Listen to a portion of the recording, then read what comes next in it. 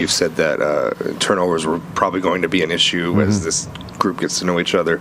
A high number tonight, but how well do they do in terms of moving on from it and still finding ways to execute and get good shots, even if the numbers are high? Yeah. I mean, they do. I mean, that's offensively, that's the the thing that sticks out.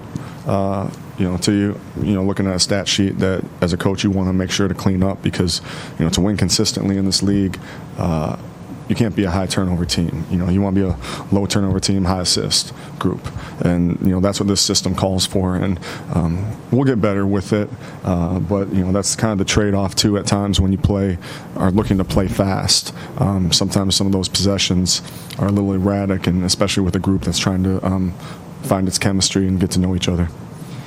It seems like you guys, especially the last couple of games, have not played tight at all. You've played really in a flow and seem to be enjoying the game as you're playing it.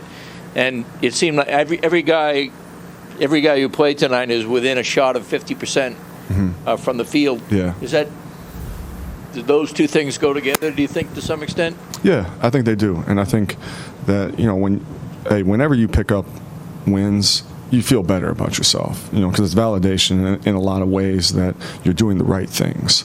And, we don't want to harp on any one win, but that Miami win was big for this group. Right. To go into an environment like that, and you see what a team like Miami is doing right now, the way they play, they're playing well. And, for that group to come together, and then even on that long, 6-7 day road trip, to be able to do some things, away from the basketball court. James has brought this group together a lot. I mean, there's been a number of guys in this team that have done that. I think that's translated to the court and translated to some confidence, even as guys try to figure out where somebody might be on the court at a certain time, offensively, defensively. James seems to have put some levity. I mean, it's really hard to have like smiles and laughter in the middle of a game, but he seems to be injecting that quite a bit. He does. It's not all smiles and laughter too, but I love it. I mean, it's fun to be around. I mean, hey, I get confidence from him. I get energized from him. He's a guy that you like having on your side. I know that. Naz is getting a lot of minutes, a lot of experience, and he seems to be using it to progress his game. Where are you seeing the most growth out of him right now? I mean, he's rebounding the basketball, and he was challenged after getting, having a game where, he only had one rebound. But, when I say that Naz is an individual that does anything that's asked of him, he does anything that is asked of him. And that is his workout, in terms of his workouts, whatever he's doing, if you tell him, hey, you got, you tell him in summer league, we need you to be in better shape. He was fully committed, and these minutes are earned too.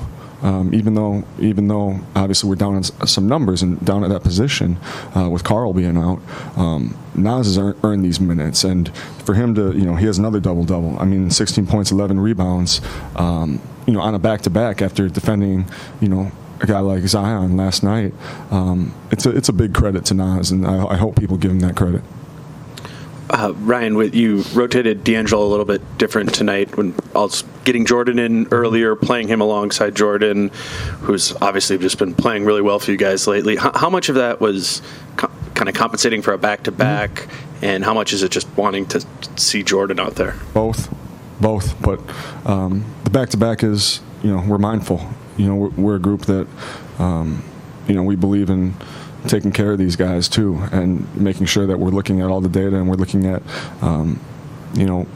putting them in the best position to succeed, not just, last night and tonight, but continuing to move forward. So part of it was, getting him off the ball a little bit too, and then also part of it was, Chicago defensively, getting him off the ball where he can be a guy that, hey, Jordan comes off, they're up a little bit in pick and rolls. We hit the short roll guy like we talked about with D'Angelo and the hockey assist, get him off the ball a little bit. Who called the timeout that the ref heard in the first quarter? I was calling for subs, and he was standing right there, and guys started getting up, and I said, "Timeout coming," to the players coming up, and Courtney had overheard that. So yeah, it was an honest. That's not on Courtney. I mean, it's not. He's standing right there. It was going to be our timeout anyway. So thanks, guys.